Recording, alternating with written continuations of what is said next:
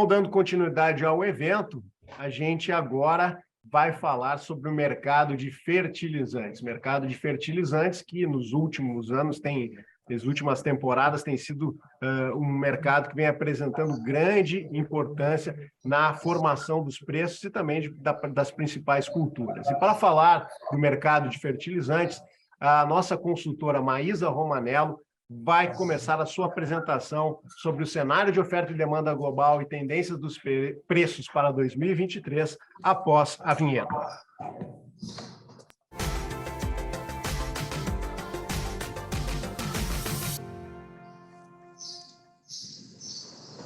Bom dia, pessoal. Bom dia a todos. Bom dia.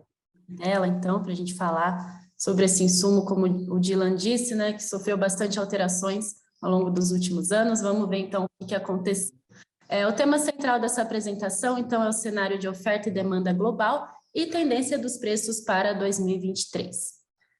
Os tópicos abordados, então, primeiramente eu vou dar um panorama sobre a oferta, falar sobre o cenário mundial, os fatores que influenciam na oferta de fertilizantes. Esse é um tópico muito importante, porque a gente teve diversos gargalos justamente na oferta, né, do produto. Falar também sobre a demanda, os fatores que influenciam na compra do fertilizante, o que impulsiona ou retrai a demanda. Falar sobre o panorama brasileiro, o abastecimento e a nossa situação no mercado mundial.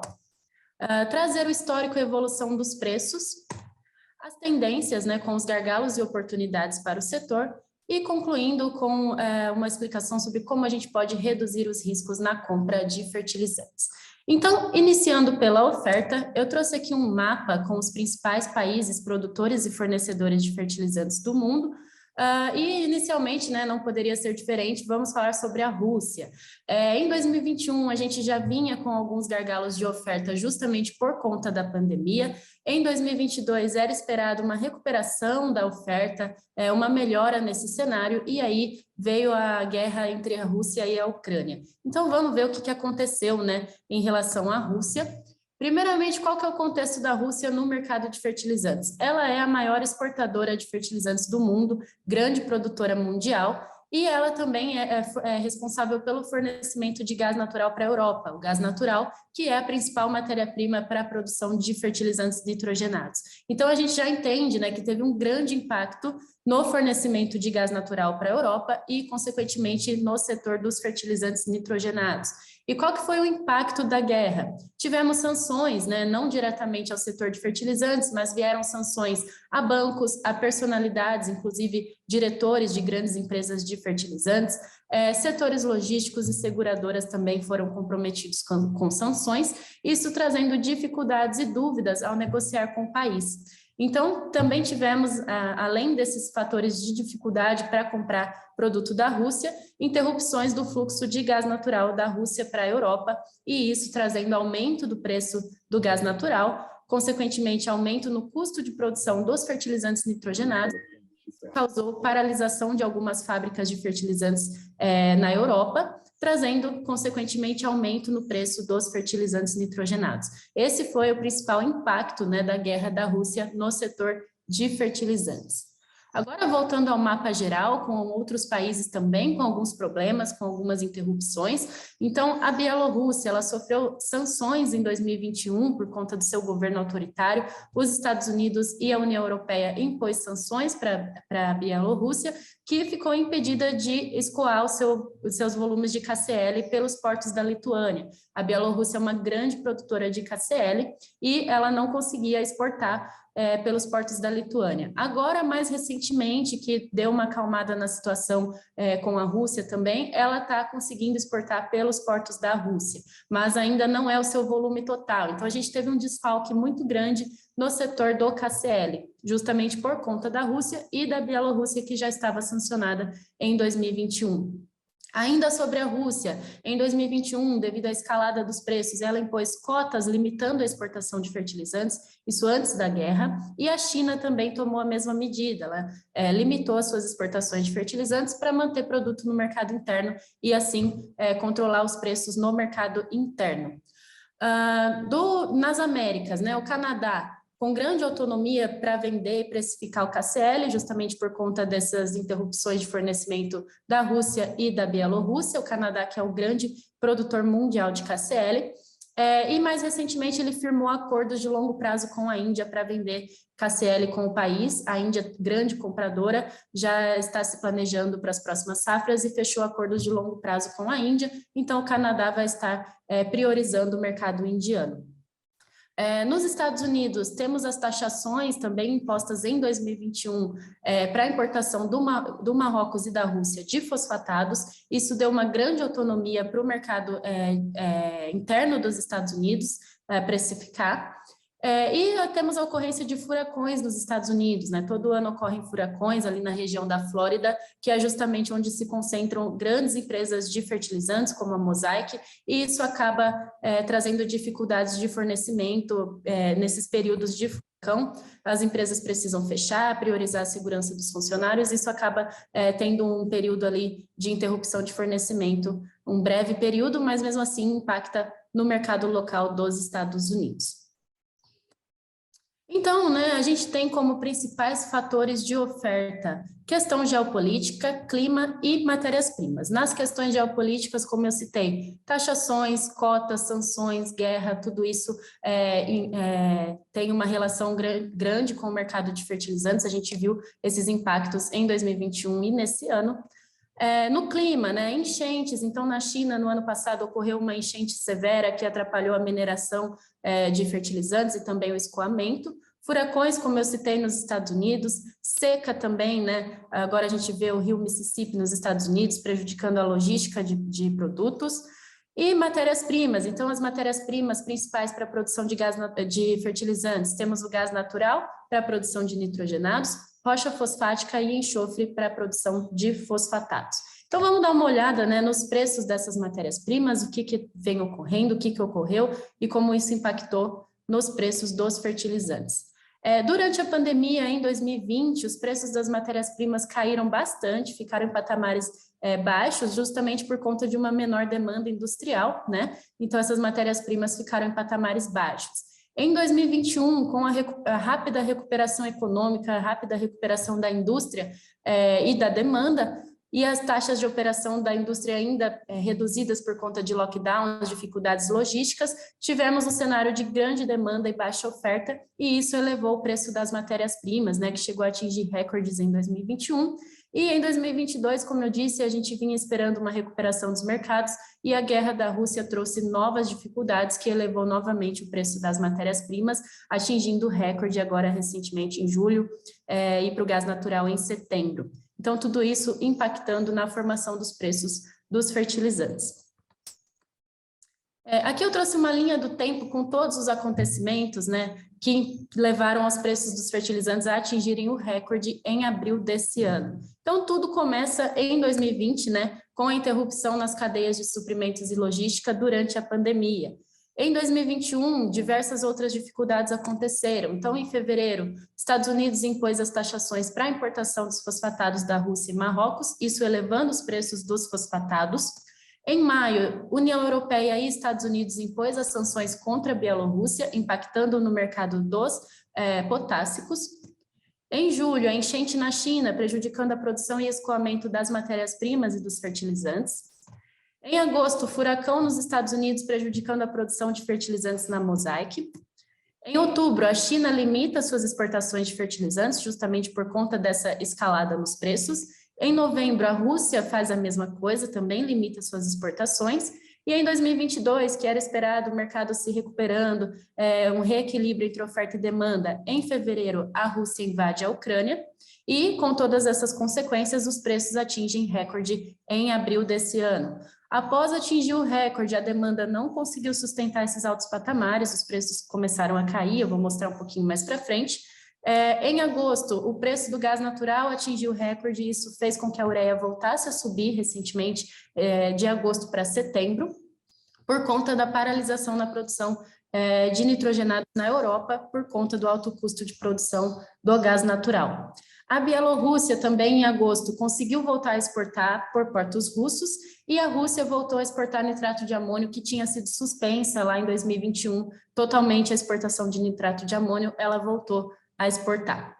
Em setembro, a China aumentou os volumes de exportação, então ela está retomando os volumes de exportação no mercado, e em outubro nós vimos o Brasil reexportando excedentes, porque ele fez um adiantamento das compras no primeiro semestre e tivemos quebra de demanda, então a gente agora está reexportando alguns excedentes. Bom, agora olhando para a demanda, nós temos 4 principais países que são os principais players do mercado que dominam a demanda de fertilizantes, que são a China com 24% do consumo mundial, a Índia com 15%, Estados Unidos 10% e Brasil 8%, esses 4 países totalizando 57% do consumo mundial de fertilizantes. Então a gente tem que olhar alguns fatores de demanda, né, principalmente desses 4 países. Que são a época de demanda, então quando que esses países vão estar comprando, subsídios e financiamentos, a situação climática desses países, que vai influenciar também nesses outros 2 tópicos, que é a projeção de safras e área plantada, e a relação de troca. Agora, olhando para a nossa relação de troca, no Brasil, a soja e o milho são os principais demandadores de fertilizantes, então a gente tem que olhar para a relação de troca desses insumos. O que aconteceu, né? Em 2020, as relações de troca melhoraram bastante para a soja e para o milho, bons preços da commodity, enquanto os fertilizantes caíram.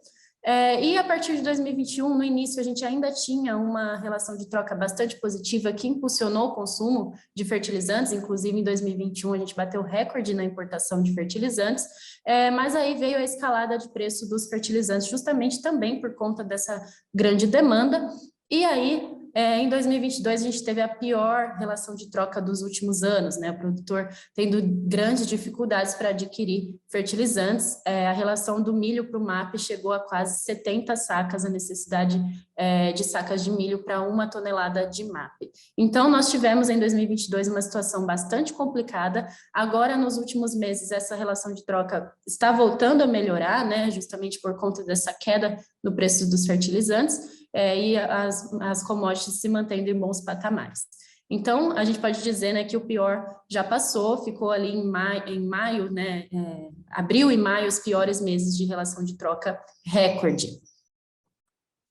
Olhando então para o Brasil, o que todo esse cenário mostrou, né, foi que a gente tem uma grande dependência por importações. Nós importamos 85% de tudo que a gente consome, sendo assim muito refém de todos aqueles acontecimentos que eu listei naquela linha do tempo.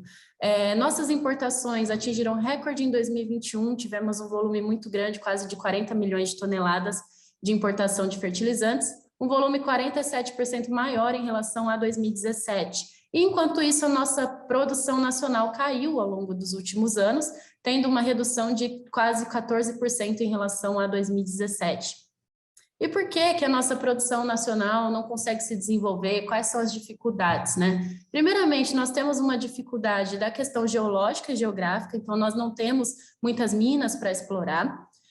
Temos ainda falta de infraestrutura e logística, então as minas que a gente tem às vezes são muito distantes e a gente não consegue ter competitividade de produzir e escoar esse produto.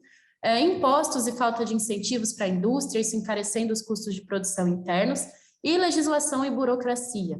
E o que tem sido feito, né? Todas essas dificuldades evidenciaram a nossa dependência e no Brasil foi lançado o Plano Nacional de Fertilizantes em março desse ano, que visa até 2050 promover incentivos fiscais, atrair investidores, atrair pesquisa, investir em infraestrutura e tecnologias, desburocratizar e agilizar os projetos e também incentivar o uso de outras alternativas, como os bioinsumos. Tudo isso é um projeto de longo prazo, né? E isso para reduzir um pouco a nossa dependência. Isso não quer dizer que a gente vai se tornar autônomos, porque nós temos ainda todos esses gargalos de dificuldades, enquanto a nossa demanda é gigantesca para a nossa agricultura. Agora, falando sobre o nosso abastecimento, como estão as nossas importações, eu trouxe aqui de 2020 até 2022, Nós tivemos, então, em 2022, um adiantamento das compras no primeiro semestre. Isso foi atípico, porque geralmente a nossa demanda se concentra no segundo semestre do ano, e isso ocorreu justamente para a gente fugir, né, das dificuldades da guerra. Tinha-se muito medo de que pudesse interromper o fornecimento da Rússia e a gente ficar sem fertilizante, então tivemos esse adiantamento das compras no primeiro semestre. Então, agora, o que acontece nos próximos meses do ano é uma redução dessas importações. Então, até o final do ano, devemos ver esses volumes de importação caindo, justamente porque temos estoques e tivemos uma redução de demanda nesse ano. Então, 2022 deve fechar com um volume de importação menor do que ocorreu em 2021, que atingiu recordes. Aqui eu trouxe as relações comerciais, os principais fornecedores de fertilizantes para o Brasil, trazendo um comparativo de 2021 com 2022, isso porque nós tivemos algumas alterações, né? As questões geopolíticas alteraram as relações comerciais com o Brasil. Então, essa questão da Bielorrússia, ela que fornecia 7% de fertilizantes para a gente em 2021, caiu para 3% em 2022. A Rússia teve uma redução também de 2%, enquanto isso o Canadá, como eu disse, né, atendeu esse mercado e aumentou 3%. Então, nós tivemos essa busca por outros fornecedores, né, diante da guerra da Rússia, que se mostrou eficiente, mas a gente ainda vê a Rússia, né, com bastante participação no setor de fertilizantes para o Brasil. Então, a Rússia se mantém aí, nossa dependência pela Rússia se mantém. Vamos olhar, então, agora os preços, né? Agora a apresentação começa a ficar um pouquinho assustadora, porque os preços realmente esse ano subiram muito, a gente atingiu o recorde em abril. A gente tinha aqui para o MAP de janeiro de 2017, eu trouxe até outubro de 2022, de 2017 a 2019, uma média de preço entre 350 a 410 dólares por tonelada. Esse era o patamar que a gente considerava normal, né, para os preços do MAP. Em 2020 teve uma queda, então foi para 300 dólares por tonelada. E em 2021, diante de todos aqueles fatores que eu listei, o MAP entrou em escalada de preços, atingindo então mais de 1.250 dólares por tonelada em abril desse ano. E após isso, né, a demanda não se manteve, não conseguiu sustentar esses altos patamares, tivemos quebra de demanda e os preços começaram a recuar. Isso também porque as situações de oferta foram melhorando, a Rússia, por exemplo, continuou conseguindo exportar fertilizantes. E agora os preços estão em queda, mas ainda, né, bastante elevados em comparação a anos anteriores. A ureia ela é muito mais volátil, ela é bastante sensível a qualquer oscilação de mercado, justamente por conta do seu principal custo ser o gás natural, que oscila bastante. De 2017 a 2019, nós tínhamos uma média de preço entre 220 e 340 dólares por tonelada. De 2020 a 2021, ficou entre 320 e 460 dólares. E de 2021 para 2022, essa escalada nos preços, a ureia ultrapassando 900 dólares por tonelada em abril. Após isso, tivemos uma quebra de demanda também, os preços não se sustentaram. Em setembro, nós tivemos um pequeno aumento devido ao gás natural, que subiu bastante, a gente viu naquele gráfico. Isso fez a ureia voltar a subir, mas também não se sustentou, porque a demanda não está mais aceitando preços elevados. Então, a ureia também vem em queda nesses últimos meses.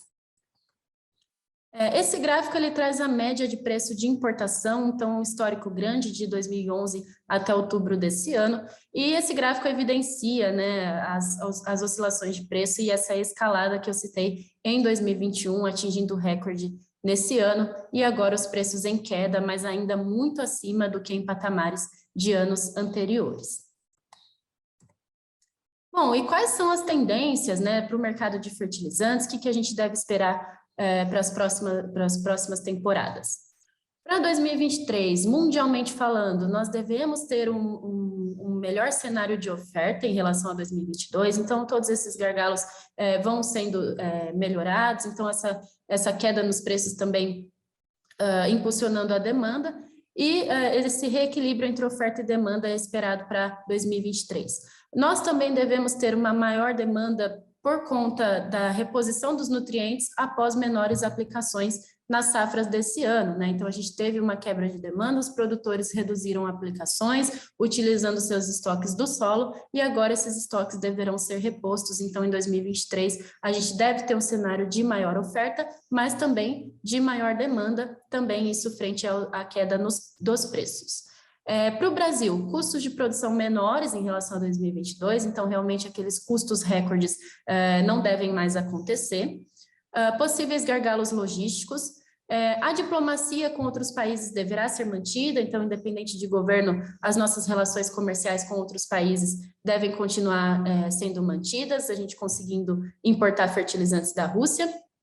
E possibilidade de dólar mais baixo, reduzindo os preços em reais. Então, essa queda no dólar, né, possibilitando aí queda dos preços dos fertilizantes em reais. Bom, para os próximos meses, alguns fatores, então, para novembro e dezembro, retorno da demanda brasileira, então a gente vai comprar ainda algumas pequenas quantidades para os volumes faltantes da safrinha, mas isso não deve impactar o mercado, porque realmente serão pequenos volumes faltantes.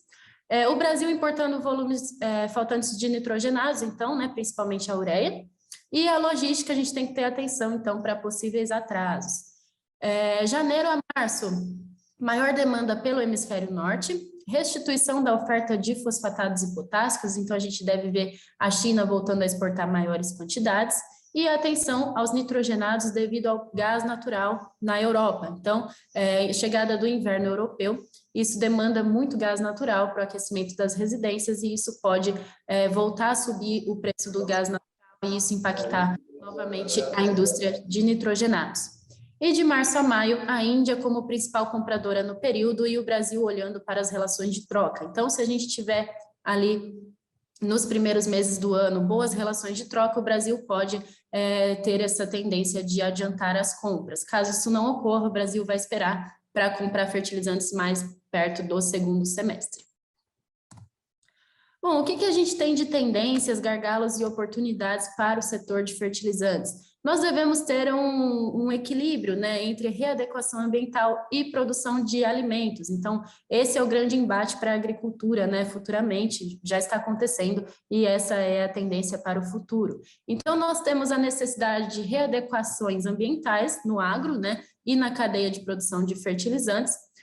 Temos como gargalos escassez energética, então essa situação do gás natural ainda é um grande problema para a indústria de nitrogenados.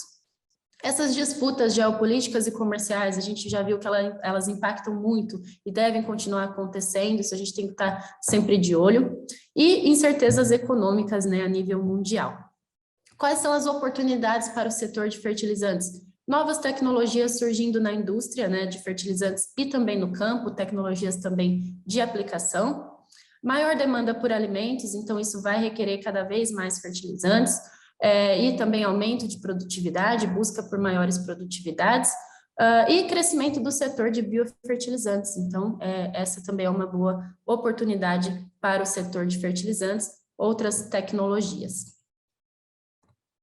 Bom, para concluir, o que a gente tem para ter uma boa negociação, o que a gente deve fazer, quais são os fatores que a gente tem que estar de olho. Primeiramente, conhecimento técnico, né? Então, num ano como esse, que a gente teve preços recordes, foi essencial a gente fazer a análise do solo para tentar reduzir as aplicações de fertilizantes, utilizar os estoques do solo sem ter perdas de produtividade.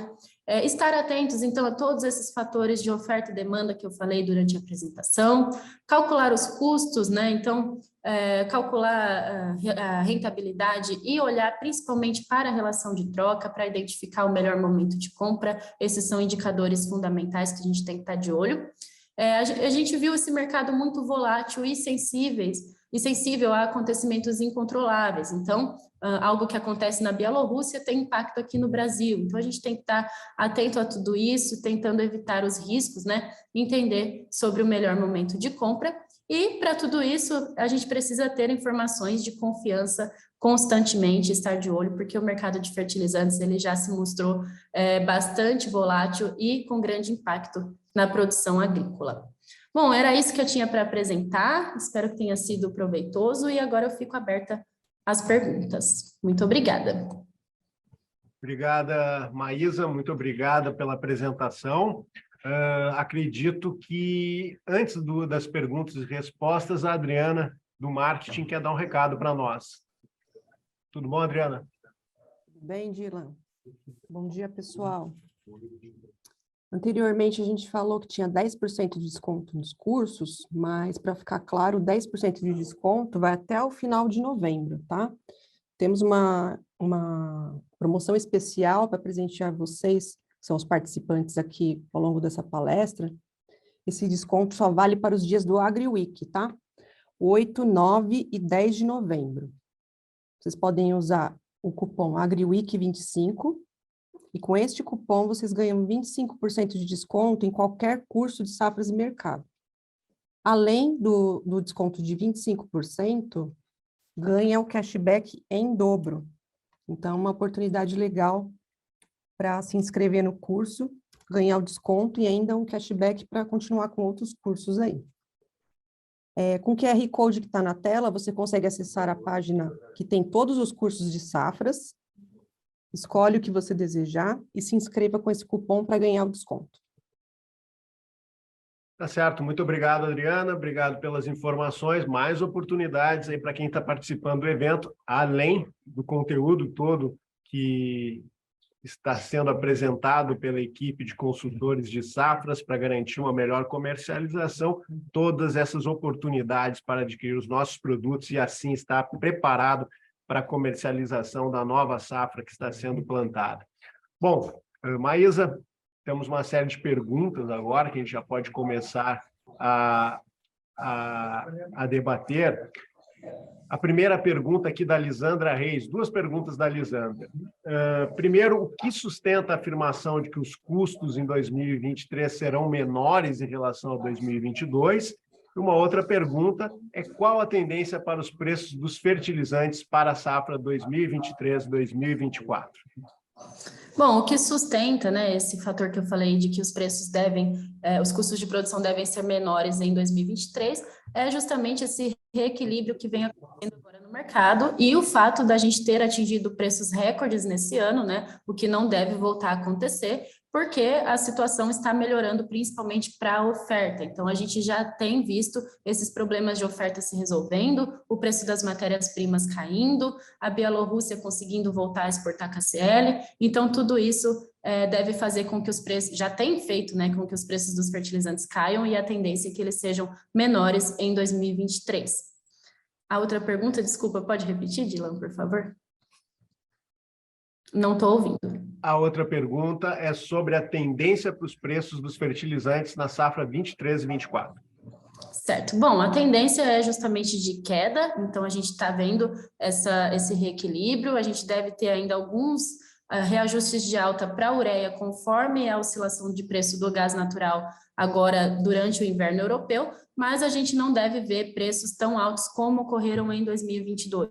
Então, a tendência para 2023 é de preços menores do que em 2022, mas como a gente viu naquele gráfico, né, de preços médios, ainda bastante acima do que era em anos anteriores. Então, a gente ainda vai ter preços elevados, mas menores do que em 2022. Essa é a tendência para 2023, essa queda dos preços gradual dos fertilizantes.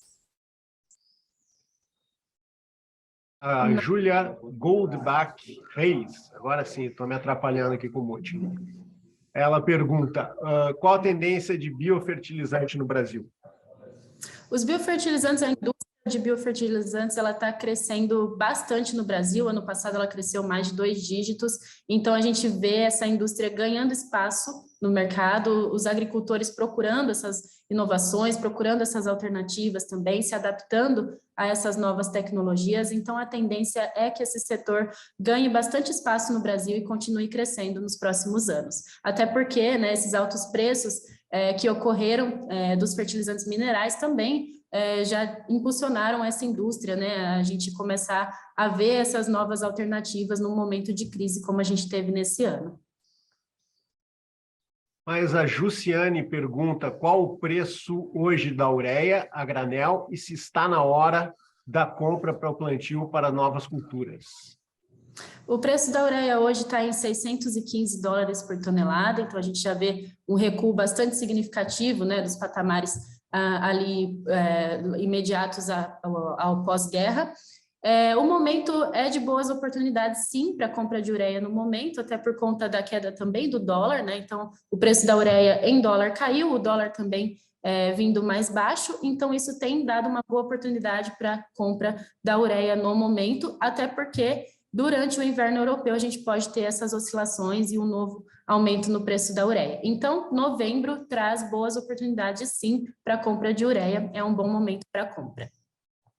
Mas o Giovanni Regis Bertoldo pergunta se você acredita que os preços vão voltar a níveis antes das escaladas de preço. Sim, esses preços já estão retornando aos patamares antes da guerra. Então, sim, em 2023 a tendência é que esses preços retornem, até o MAP também hoje já está a patamares menores, então a tendência é sim que esses preços retornem, mas não, né, naquelas médias que a gente viu ali de 2017, de $340, isso ainda vai demorar um pouquinho para acontecer, mas patamares pré-guerra sim, a gente já tem visto isso acontecer no Brasil hoje. O Giovanni pergunta ainda, mas qual o piso que você acredita nesse retorno aí para os preços? Bom, para o MAP, eu acredito que ele retorne até uns $500, tá? Em 2023. É difícil ainda estipular, porque a gente tem ainda algumas oscilações no mercado, mas até uns $500 eu acredito que o MAP retorne. A ureia, ela é muito mais volátil, então é difícil também dar uma previsão, mas hoje ela já está em 615, é possível que ela retorne até $450 no final de 2023. Mas a Ana Laura Ono, ela aproveita a pergunta da Júlia e tem o questionamento dela. Sabemos que o preço do biofertilizante acaba sendo alto comparado com fertilizantes minerais. Até que ponto você acredita que o consumidor está disposto a pagar pelos biofertilizantes? Isso depende muito do nível tecnológico, né, do agricultor, como que é a sua produção, isso depende muito, vai realmente do agricultor. O biofertilizante pode ser usado, como eu disse, como uma alternativa, né, em momentos que o fertilizante mineral está muito acima de preço, então ele pode ser usado como alternativa e, claro, também como um suprimento, né, então ajustes ali nos teores de nutrientes do solo, para diminuir um pouco a utilização de fertilizantes minerais. O Giovanni pergunta quanto ao KCL para culturas da safra 2023-24. Você tem alguma sugestão de piso de preço? Bom, o KCL ele chegou aí a mais de $1.000 por tonelada também, né? E agora ele também está recuando bastante, a gente está com bastante estoque, a Bielorrússia está voltando a exportar. O KCL ele deve ficar em torno de $600 por tonelada na safra 23-24, já bastante abaixo do que a gente viu no ano anterior. Mais uma pergunta minha, que é sempre um assunto recorrente, tu já falou aí na palestra sobre isso, mas é a questão da dependência do Brasil. Nos últimos, com toda essa questão envolvendo aí esse aumento nos preços, o temor de um desabastecimento com a guerra na Ucrânia, se falou muito em diminuir essa dependência, e teve o lançamento do Plano Nacional. Do nosso último evento para cá, você acha que a gente evoluiu em algo? Primeiro, você acha que a gente evoluiu, e se a gente evoluiu bem nesse sentido, ou ainda é um gargalo que o Brasil precisa enfrentar? É um gargalo, né? A gente ainda tem bastante dificuldades, mas em relação à nossa última conversa, sim, teve uma melhora na produção nacional. Esse ano a produção nacional deve ter crescimento, inclusive por conta dos bons preços dos fertilizantes, né? Isso impulsionou a indústria nacional também a produzir mais. Então, a gente teve, sim, uma melhora. Esse plano a gente vê que ele está em andamento, a gente vê questões de infraestrutura nos portos sendo construídas, então esse plano deve trazer melhoras de longo prazo e, em relação ao ano passado, a gente já vê essas melhoras acontecendo. Mas, como eu disse, né, a gente não vai ser autossuficientes em fertilizante, porque a gente tem uma demanda gigantesca e essas dificuldades, algumas coisas não conseguem ser modificadas, como Sim, claro. a nossa questão geológica, né? Então, a gente vai continuar com algumas dificuldades. Maísa, muito obrigado pela palestra, obrigado pelas respostas, agradeço também ao pessoal que mandou boas perguntas. Fertilizante sempre tem uma boa interação e assim deve continuar pelo quadro que a Maísa apresentou aí para nós. Boas notícias, ainda alguns obstáculos. Muito obrigado, Maísa. Eu que agradeço. A Lisandra aqui também agradecendo, dizendo que o Giovanni também te parabenizando pela equipe e também pela palestra. Okay? Muito obrigada, até a próxima. Obrigado, Maísa.